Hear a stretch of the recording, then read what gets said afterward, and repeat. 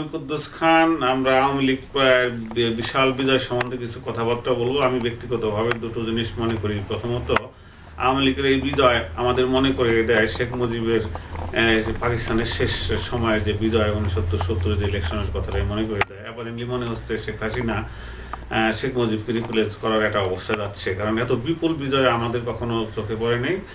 তার নেতৃত্বে বিশাল একটা বিজয় হয়েছে। আসনের প্রায় সবকটি সিট, 260-এর মতো সিট, 66 মতো সিট তার যে জোট, সে জোট পেয়েছে। এই প্রসঙ্গে আমরা কিছু কথাবার্তা বলবো, কেন আওয়ামী লীগের এই বিজয়টা হলো। আমি প্রথম শুরু করছি জনাব ইসমাইল হোসেন থেকে। জনাব ইসমাইল হোসেন বিশিষ্ট সাংবাদিক, বিশিষ্ট লেখক এবং উনি সব মেহের ছবির পরিচালক, পরিচালনায় ছিলেন দীর্ঘ সময়। তো জনাব ইসমাইল হোসেন, কি আপনার কি রিয়াকশন আওয়ামী লীগের বিশাল বিজয় সম্বন্ধে? ধন্যবাদ জনাব কুদ্দুস খান।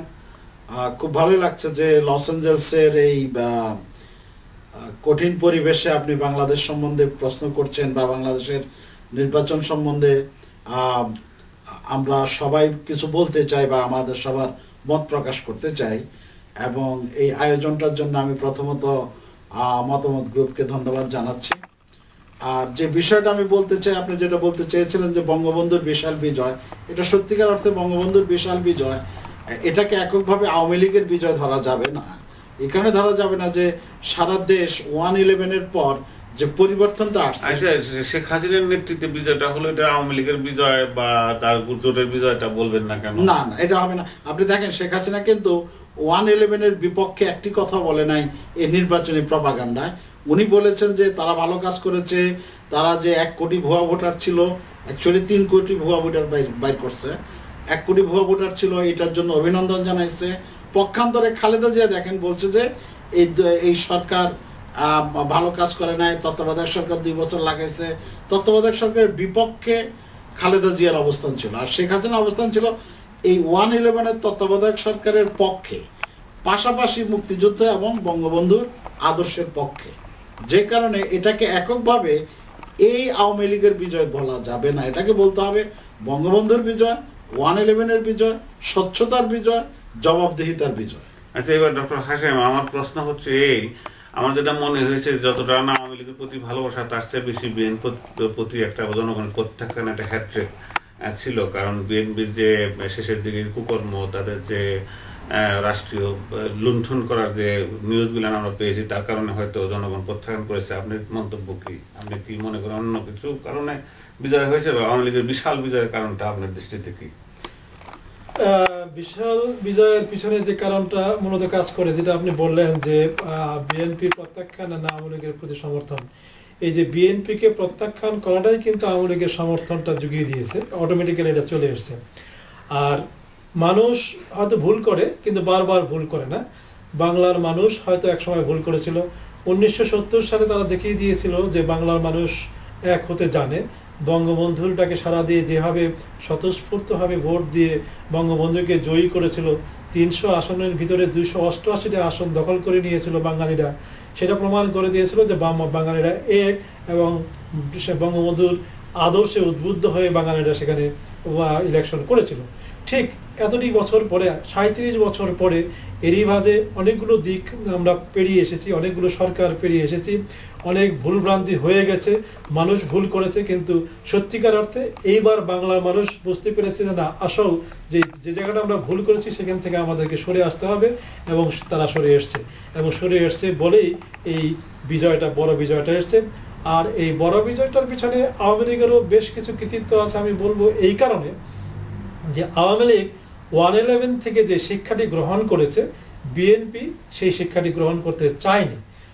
এবং আওয়ামী লীগের নেতাকর্মীরা নিজেরা যেভাবে নিজেদেরকে সংশোধিত করার প্রচেষ্টা চালিয়েছে, বিএনপির নেতাকর্মীরা সেই জিনিসটা করার চেষ্টা করেনি। আর 3 নম্বর হচ্ছে যে মানুষ খুব কিছুদিন আগে, 2 বছর আগের যে ঘটনাগুলো, সেই ঘটনাগুলো যতটা মনে রাখতে পেরেছে, অতীতের ঘটনাগুলো হয়তো সেভাবে মনে রাখার প্রয়োজন মনে করেনি, বা তাদের মেমোরিতে এটা ছিল না। সুতরাং ওরা দেখেছে যেটা গত 5 বছরের যে দুর্বিষহ জীবন, দুঃশাসন এবং শোষণ এবং অত্যাচার এবং দুর্নীতির যে পাহাড় গড়া যে সরকার ছিল বিএনপির, এই কথাটা মানুষ কিন্তু ভোলেনি। আরেকটি কথা হচ্ছে যে এইবার যে ইয়াং ভোটাররা ভোট দেওয়ার যে সুযোগটু পেয়েছে, 19% যে ইয়াং ভোটার ছিল, এই ভোটারদের ভিতরে একটা জিনিস সুন্দরভাবে কাজ করেছে। এই থিমটা অবশ্য পশ্চিমা দেশগুলোর থেকে গিয়েছে, আমেরিকার থেকে এই থিমটা গিয়েছে যে পরিবর্তন আনতে হবে এবং ইয়াংদেরকে এই ভোটার ক্ষেত্রে এগিয়ে আসতে হবে। এই থিমটা পশ্চিমাদের থেকে নিয়ে নেওয়া, এই থিমটা আওয়ামী লীগ কাজে লাগিয়েছে। 19% ইয়াং ভোটার এই বিএনপির বিরুদ্ধেই মূলত সবগুলো ভোটগুলো গিয়েছে বলেই তাদের এত বড় একটা বিজয়। আমরা এবার অন্য প্রসঙ্গে জানাবো ইসমাইল হোসেন, নির্বাচনের স্বচ্ছতা নিয়ে কোনো প্রশ্ন আছে? যে খালেদা যে একটু আগে স্টেটমেন্ট দিয়েছে যে নির্বাচনে কারচুপি হয়েছে, নির্বাচনে একটা পাতানো খেলা, আপনি কি স্বচ্ছতা নিয়ে কি আপনি কোনো প্রশ্ন আছে? এখানে হচ্ছে যে রাজনীতিবিদদের অদূরদর্শিতা। যখন এতগুলা সিট এবং এত বিপুল বিজয় একজনের পক্ষে গেছে, তখন সেখানে খালেদা জিয়ার এই বক্তব্য নিজেকে খালেদা জিয়া আলাদা করে ফেলতেছে জনগণের একটা বিশাল শক্তি থেকে। এখানটা হচ্ছে বড় বড় নেতাদের বড় বড় ভুল। খালেদা জিয়া নিঃসন্দেহে একজন বড় নেত্রী, কিন্তু তার যে উপদেষ্টারা বা যারা তাকে চালিত করে তারা তাকে ভুল ব্যাখ্যা দিয়েছে। আচ্ছা ডক্টর হাশিম, আপনি কি মনে করেন যে খালেদা জিয়া দাবি করতেছে নির্বাচন পাতানো খেলা, নির্বাচন কারচুপি হয়েছে, নির্বাচন সঠিক হয়নি? এই কথাগুলো বাংলার মানুষ আর শুনতে চাবে না।